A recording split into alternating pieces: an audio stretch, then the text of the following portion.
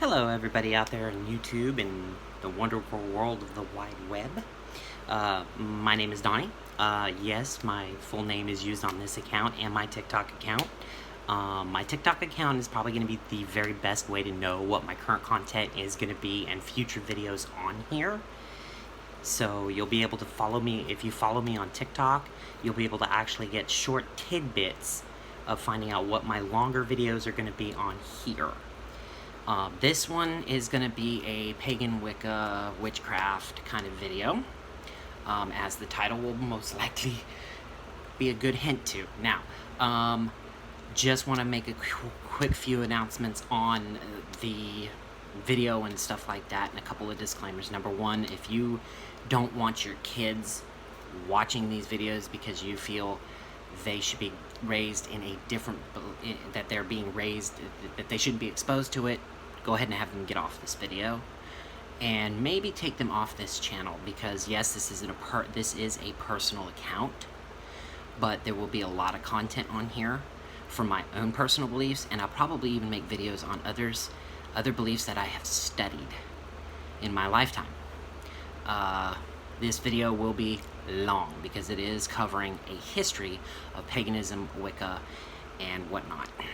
Some of you that have been practicing will probably disagree with some of the things I have to say on this video, but in general, most of it is accepted amongst those that are practicing as truth, or not necessarily their way of the path, following the path, but acceptable enough to be, Anyway, also during this video, there will be occasional times that I look to my left or my right, downward. My videos are as scripted as possible, not too scripted to where I can't on the fly put some information in there that I know of that's not from the source material and is not on my script. So let's see. Apologize for the lighting. It may not be the greatest. I don't have my contacts in, so I can't really make a really good judgment whether I got some good lighting here. If my fan's interfering, which is literally to my left, I apologize for that. I hope the sound quality is good enough where you can hear what I have to say.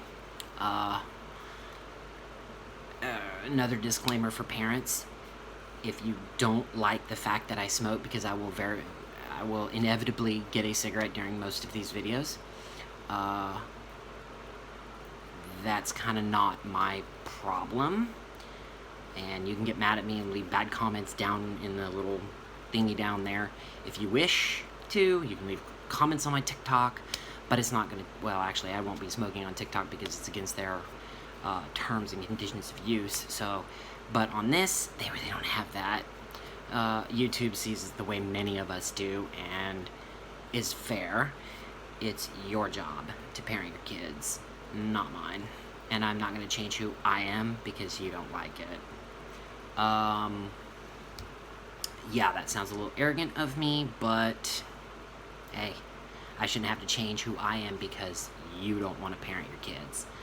Now, I'm probably going to get a lot of what people are referred to as Karens and Richards or Kevins on here griping and complaining in my comments section, and I'll leave them up. I don't care.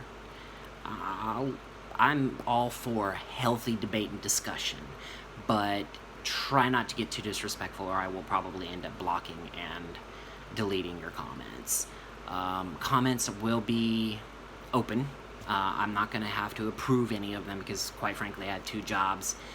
I'm going to be trying to get back into college here pretty soon and finish my business degree, which brings me to my next point. I will be making another video to debunk the common misconceptions of what witchcraft is, what paganism is, what is and isn't part of our beliefs and whatnot, on a separate video. This video is being, ooh, my goodness, I just bumped everything. I apologize. And I had it centered and everything. Oh well. I'm going to be covering the history first because I am a true believer in that you need to know your past in order to mold and shape your present and your future. The history shows that if you don't know your past, there are a lot of things that can go wrong. So anyway, let's jump into this video.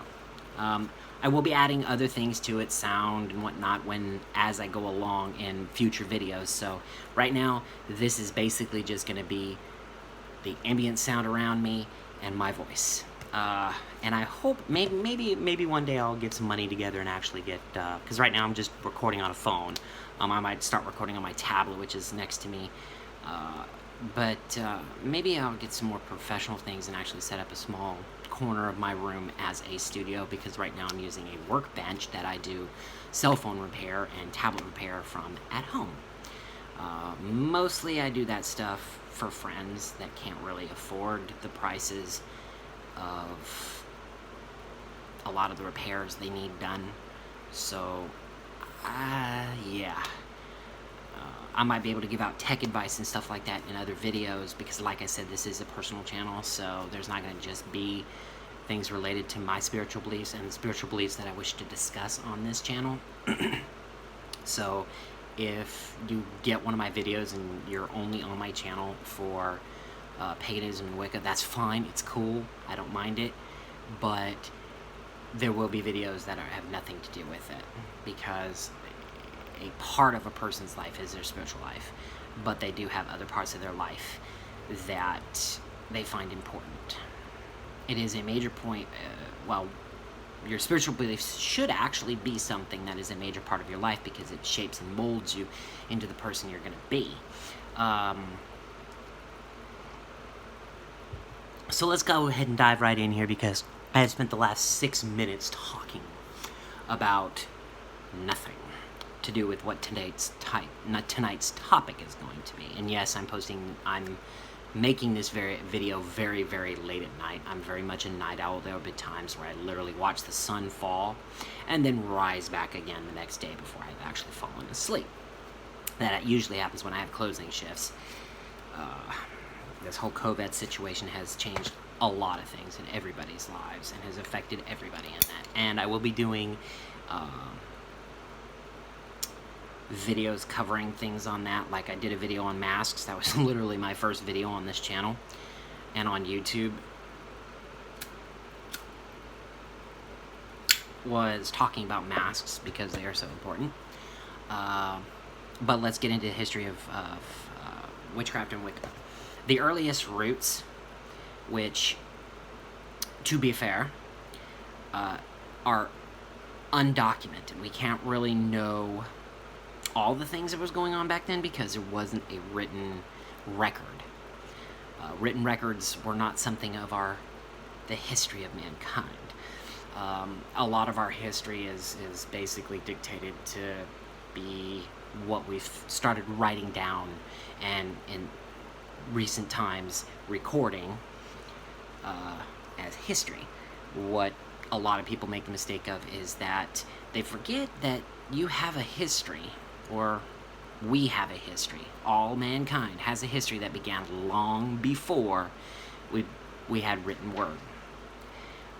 Okay, jumping in. Okay, this first section is going to be on the roots of Wiccan paganism, which I already started to talk about. Its roots and the roots and whatnot, jumping onto my source here, are from way back when.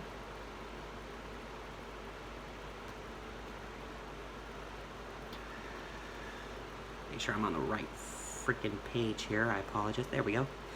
Can find their very beginnings in the very beginnings of humanity on Earth. Stone Age is where a lot of archaeological evidence has been uncovered. So that's where a lot of the roots of information that did survive the religious persecutions later on in human history, early on in civilized societies, what has survived. Back in those times, things were taught by word of mouth. Like I said before, there was not really a lot of written word.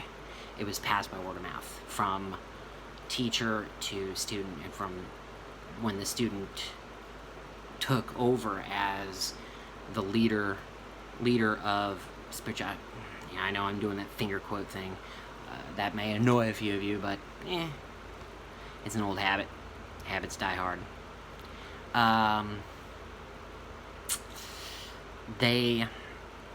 Like I said, it was word of mouth. So, information from that era is kind of like the telephone game. Some of it is accurate, some of it may be culturally and regionally based, but what did survive the history of our beliefs can be found in modern times. A lot of it, actually. But we can't really be sure how much of it was actually from that time period, because, like I said, there's no written word. Let's see, what else? Okay, some of the things that might allow for people to actually more readily accept what I've just stated about it being from Stone Age and Neolithic times was that there are statues and wall paintings that portray scenes of ceremonies used in later pagan cultures and by witches today. The earliest deity sculptures from the Stone Age that were unearthed were 62 sculptures uncovered by archaeologists. Only 5 were male. These 5 are very small and poorly executed. The remaining 55 are larger and female. They have great detail in comparison to the male figurines. I apologize for being completely off screen, but I don't have my contacts in. I don't have a pair of glasses yet. I do intend to get some, so at one point I will be in glasses and be able to, keep my head in frame a lot more. I'm going to go ahead and unplug my tablet because I am reading from a digital copy of my source material, which is a book by D.J. Conway called Wicca the Complete Craft. Chapter 2 is the chapter where it covers history. Let's see. They represented the goddess or great mother and her consort. The 55 were obviously of female and much more detailedly executed when it comes to the carving and detail work in the carvings of these statuettes. The males, which archaeologists have surmised that was due to the fact that back in those times, it was not the male gender that led the government and religion, it was the females, which makes a lot of sense because males were the hunters. They weren't stable figures in raising of the young. They were always out hunting a lot, and so the females were gatherers.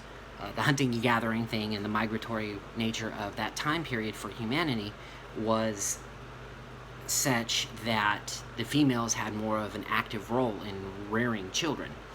So it was surmised that during those times and even today, sorry, I keep doing that. Let me see if I can push this up a little bit so that I will stop doing that. Okay, that should do it. It was surmised that it was more led by the women of the tribes and groups of individuals living there during that time, that they would, my goodness, I might have to make this into a part series to cover this because there's a lot of information for history here. But I'm going to try and make it more brief.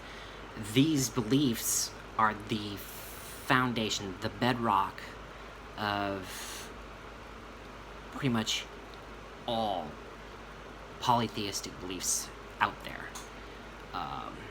You trace it back far enough, if we had written word back then, it would probably trace all back to a single source, but we can't know that because there was no written record. To further on into the next phase of this video, and quite possibly the series of videos that I may make. There's a lot of topics I want to cover. Goddess and god position in early unwritten societies was that the goddess was the primary holder in power. Yes, God had his place, but the goddess herself was seen to be more powerful because it was her that spawned the cultural pantheons and Earth Mother, the earth itself is viewed by even today's pagans and Wicca as being a physical representation of her. So is the moon. Some say the sun is God. Some say it's the goddess. It depends on what cultural pantheon you pull from. We'll get into cultural pantheons in another video series later on. I'm probably going to end up putting history into its own category of playlists, and I'll create a bunch of playlists for different categories, and then it'll be easier to watch these videos and kind of follow along. Let's see here. Let's pull up the source material again, since I changed categories a little bit.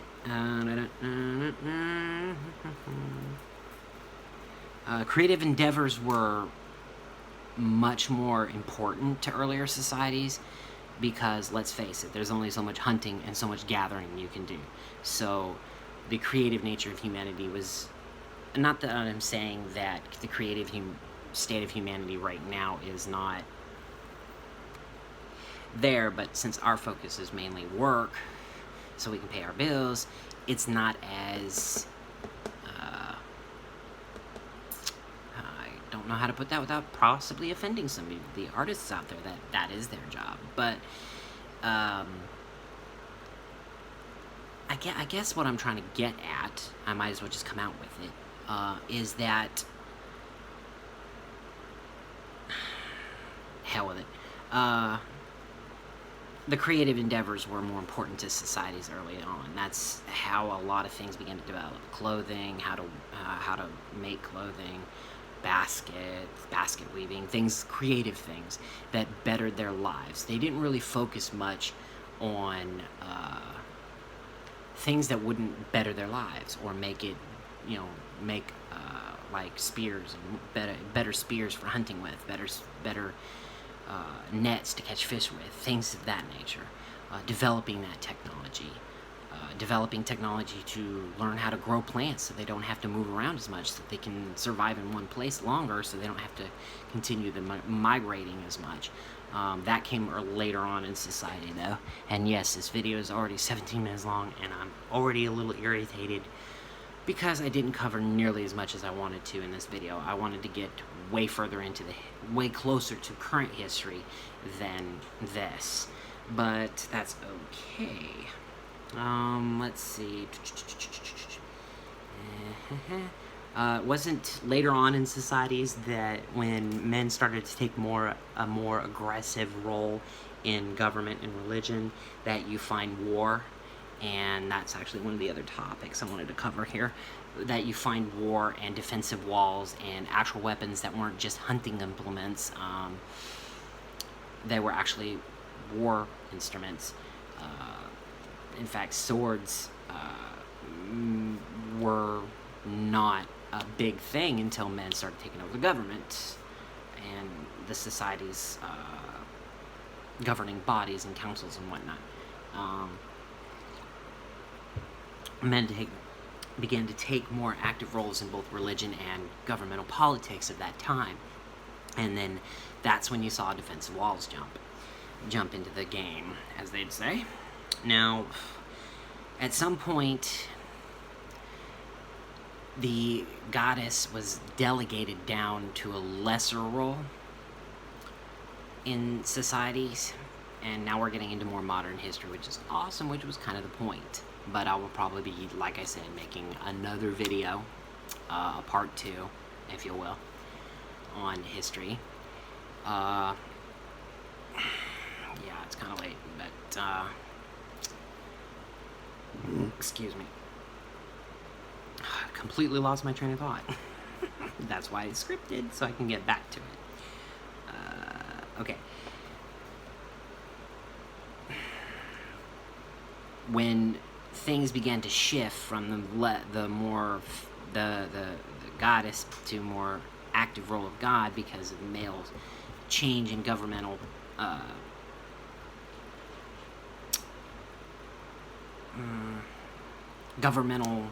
governing bodies like chiefs and whatnot of tribes and whatnot, they began to change the belief systems to have God be more of a dominant figure. This changed a lot of the way things were. You had war gods come about. You had war goddesses. There's a whole list of it in here. I'm not going to get into that. Of both goddesses and gods that came about in cultural levels due to those changes. Let's see here. Okay. And at some point, the worship of the goddess in her original place as being the more powerful deity began to become more and more vilified. Those practices were taken underground. That's pretty close to recent, but in this grand scheme of humanity, it is a speck. Yes, I'm getting another cigarette because I'm kind of nervous. I get stage fright and stuff. That's why I'm not singing either. Although I might make you see a few TikTok videos that are singing videos. Probably won't do that until I get a little more confident online again. But this is when things begin to change. You have the not current incarnation of the Catholic Church, but the Roman Catholic Church started to gain much more power in Europe. Let's face it, a lot of witchcraft and Wicca, probably going to argue, some people are going to argue that Wicca is a more modern belief system. It's New Agey because it got its start with an individual by the name of Gerald Gardner in 1951. A former British civil servant who retired and learned from a high priestess in a coven there in Britain. But no, that's something that's going to be debunked in this video and be put in another video of debunking the misconceptions. Many people will agree with this statement. Gerald Gardner did not invent Wicca, or witchcraft, I should say. He popularized it. He published his books. He brought it more to the mainstream so that our faith, which he saw as a beautiful thing, wouldn't die out, because a lot of the people who taught him, the matriarchs that taught him, were dying off. They were old individuals. They were dying off. And he didn't want such a faith to die off, so that he actually went against his teachers and published his books. He did not invent our beliefs, at least not the roots, and many of the practices were way before his time, before even some of his ancestors were glimmer in their parents' eyes. He popularized it. But we're jumping a little ahead in time here, because I want to go back to a pretty difficult time in the history of our wonderful beliefs. And I'm going to take this off. I don't need the source material for this because I've read the source material. I've had 4 copies of this book since I started practicing. It was one of the first books I ever read on Wicca. The Witch-Burning Times. The Witch-Burning Times started as early as 1489 with, let me pull that.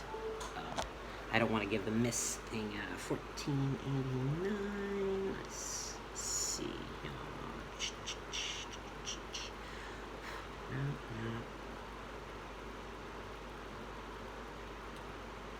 In the 13th century, Pope Gregory IX issued edicts that marked the beginning of the infamous witch hunts, or burning times as some of us refer to them. He attacked both Cathars, breakaway Christians, and the Knights Templar. Both of these groups had great wealth and property that were confiscated by the church, and their followers were tortured and killed. That is when the start. It wasn't very prolific in the 13th century. It wasn't until, like I said, 1489, Pope Innocent VIII issued an order to rid the lands of all witches and kill all cats, because, stay with me, cats were thought to be the familiars, which in some cases they are. In most cases, wild cats, not so much. We don't like getting bit and scratched up. Pain is not our game, at least to some. Some people are that way, and no offense to you guys that like pain, but most of us don't want to mess with a feral cat to try to make it a familiar. We would prefer a more domesticated cat. But,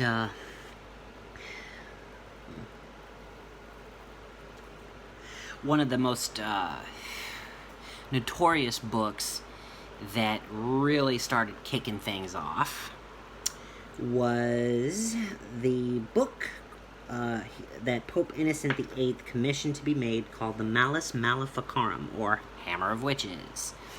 This book detailed on how to... it was more or less the Bible for witch hunters.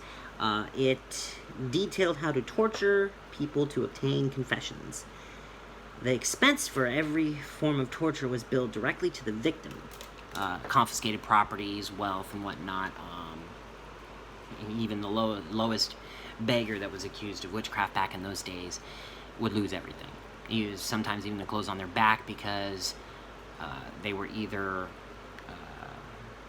later on, after the guillotine was invented, yes, I'm jumping ahead in the time frames because I want to get as much of this done as possible.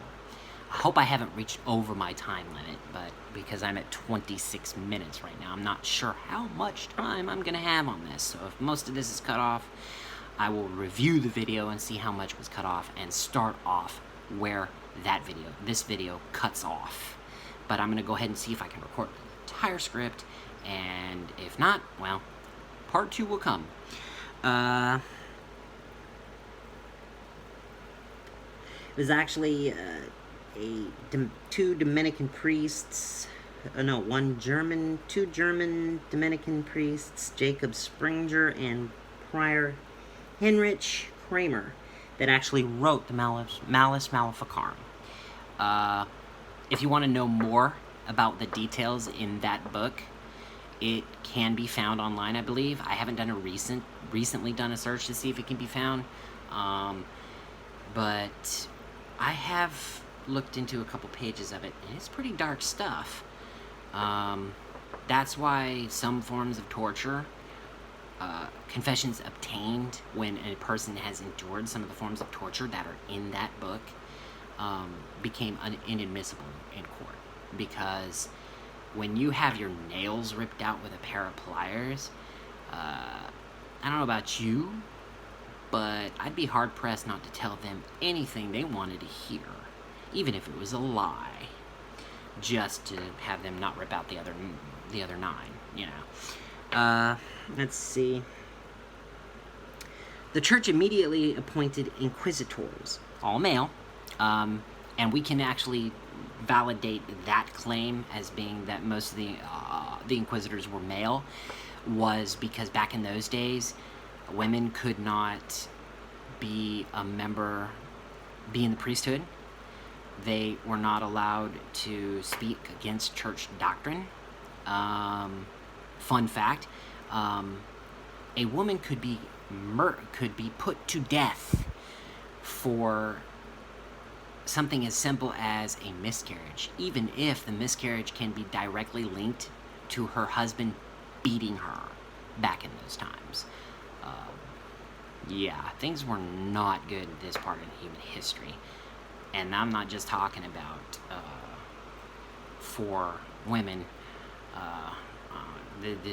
It was bad times. We were very cruel back then. We were definitely very young as a species. Let's see. It was rare that a person accused of witchcraft was ever freed. And in most cases, even if they were freed, the property that was confiscated was not given back. It was not part of the justice system at that time to return property that was confiscated because of their accusation. It's unfortunate, but we still have some of that happening, even here in America.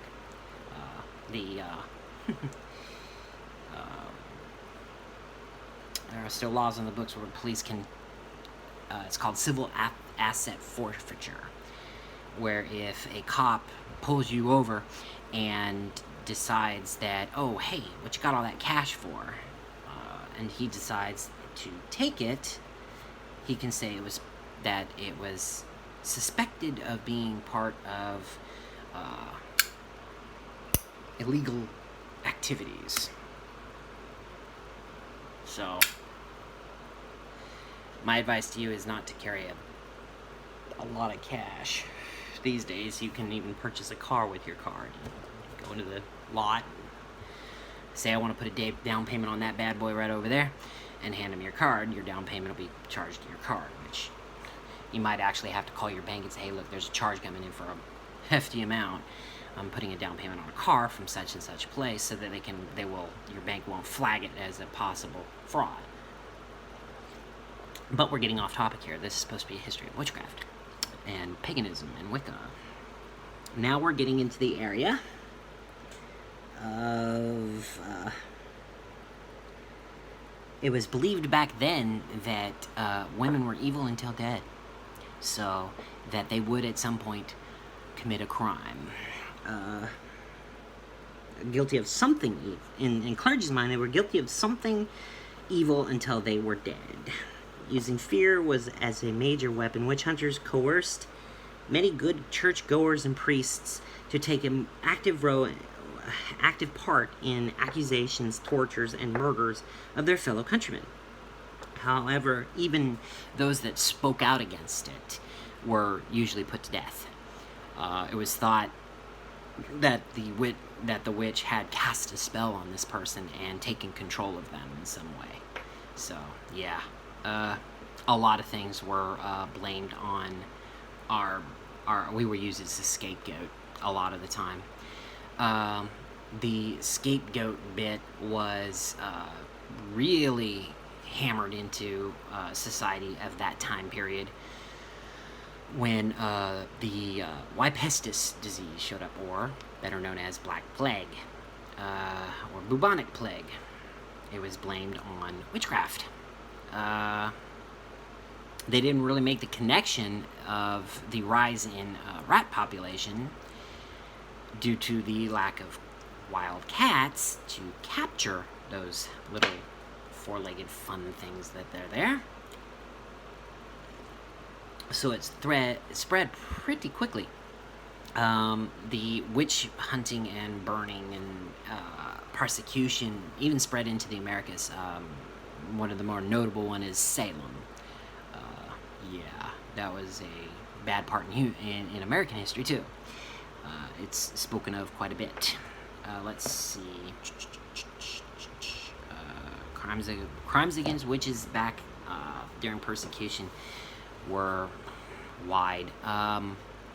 There have been several documented cases, and I don't know why the inquisitors would document these things, but they do and have, and it's found in documents. The female accused could be anything. They were seen as less than human. Rapes, tortures were horrendous tortures. I don't really want to go into that kind of gory detail on this video because it's just horrific what some of the accused were put through because of the accusation. Like I said, it was very rare for anybody to be freed from it. The last of the witch laws were officially repealed in many law books in 1951 here in the Americas. I'm not sure of the dates over in England and Britain and in that area, were the anti-witch laws were repealed in, but I do know by my source material, and it is a single source material, so the dates may be a little different depending on whom you're getting your information from, but 1951 was from this material. Okay, let's see.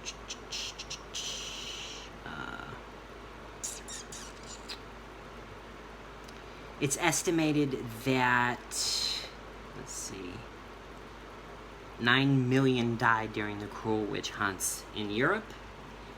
I'm not sure the exact numbers in Salem and throughout the Americas, but it was thousands. I have no way of knowing that without getting more detailed source material, but I could probably easily pull it up with a Google search.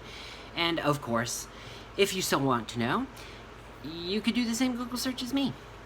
So, I highly recommend that go ahead and do things like that. Kind of learn some things about this stuff, because it's important to know the history of what you're learning.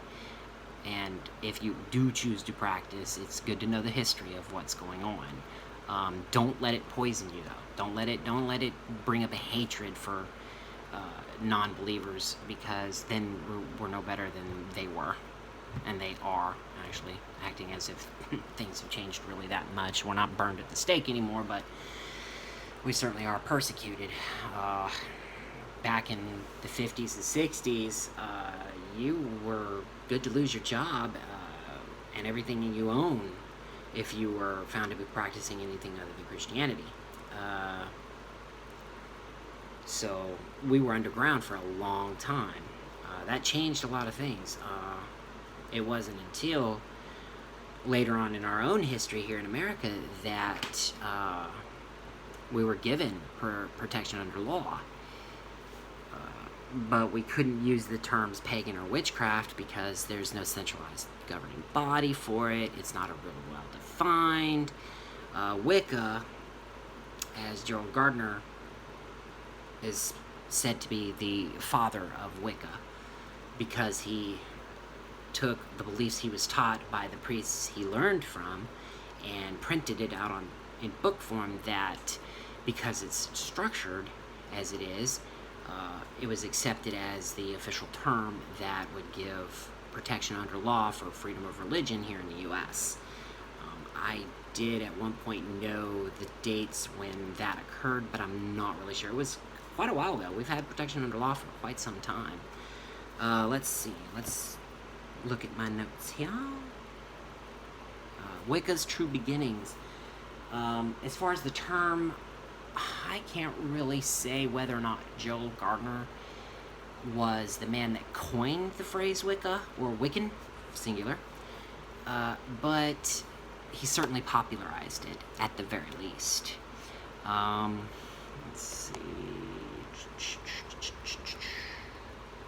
It became more popular over here.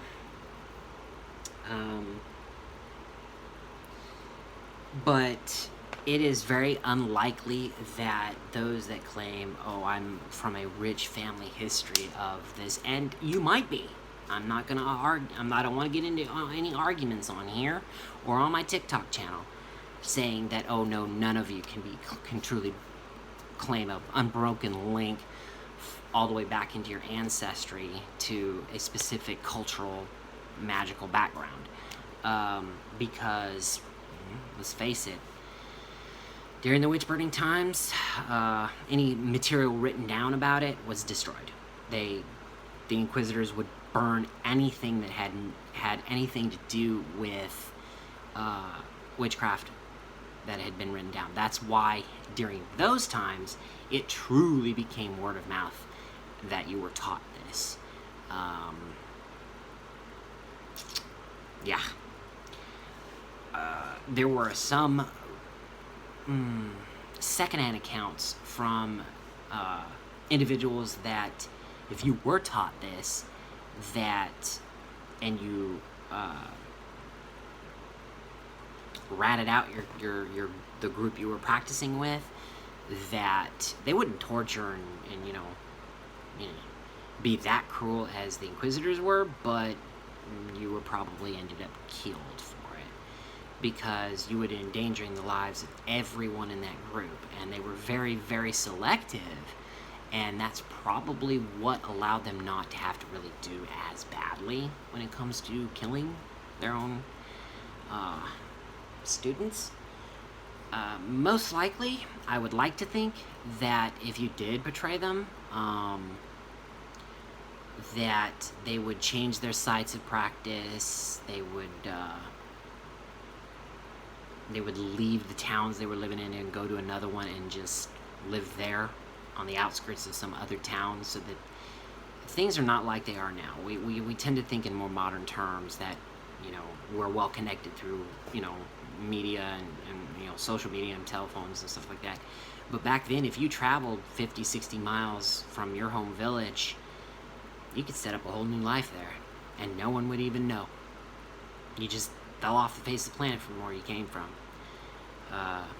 A lot of the times that would happen to some of the groups that the Inquisitors were targeting, is if they found out through whatever means they did that, oh, they're onto us, guys, they would change their sites to be miles away, and some would even leave the villages they were living in to escape being murdered by the Inquisitors for their beliefs. Well, I am probably going to do another part 2. Last time I did a history of Wicca, it was like 5 or 6 videos, but then that was years ago. You're only given like 20 minutes to do a video. So, and I am almost 40 minutes into this video, so, and many of you are probably already turned off this video. Thank you so much for staying with me this long. So that's a brief history of Wicca and paganism. My next set of videos that aren't related to history will most likely be, I'm going to use this book as a format, most likely be covering modern Wicca, but I think that one's going to be a 3rd series instead. This next series is probably going to be words and terms used in Wicca, mainly because in future videos, some of the terms and words used, it would be, dang it, I hate it when I do that. I'm going to have to stop using that as a surface. Anyway, like I said, the words and terms, I'm going to be using them, so you're going to need to understand them. It's basically like a dictionary for Wicca and paganism. So, I'm going to go ahead and end this video because, like I said, it's about 18 minutes from being an hour. So, I will definitely be wearing my contact lenses next time so I can be a lot more detailed in the future videos on history. Yes, bear with me. I promise my content on here when it comes to this topic, not history, but primary topic of witchcraft and paganism and Wicca, will definitely be a lot more fun. Just stay with me on this history series because I really think it's important you understand the history of these beliefs so that you can really get the meat of things. We'll get into so much more. My last set of channels that I had videos on paganism and stuff actually was doing pretty good before I got cut off. So thank you for staying with me this long. Have a blessed night. What's left of it anyway, because it is pretty late. And I hope you found this, it's probably not very entertaining because it's just me talking to y'all out there, or me talking to a phone and y'all watching me do it. But I hope you found it informative. Like I said, my future videos will be a lot more entertaining too. There'll be sound and all kinds of different things because I had it really good set up the last time I was doing videos on here.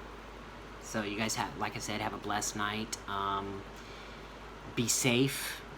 This COVID-19 thing isn't over yet, just because we've been allowed to go back to work and interact more in public, as long as we're maintaining social distancing and wearing the masks, which, by the way, please wear the masks. Yes, some of the non-filtered masks out there don't protect you, but they do protect me. And they do protect the people you care about and the people you are around. I'm pretty sure most of you would be appalled if you knew that, if you found out that you are positive for it and you were asymptomatic and didn't know you were sick, and someone died because you came in contact with them. Maintain social distancing. We're in this together. We may be keeping our distance, but we are all together in this worldwide. So have a blessed night. I hope you at least found this informative, and I hope that my future videos are far more entertaining, because I can tell you now most of us don't like history.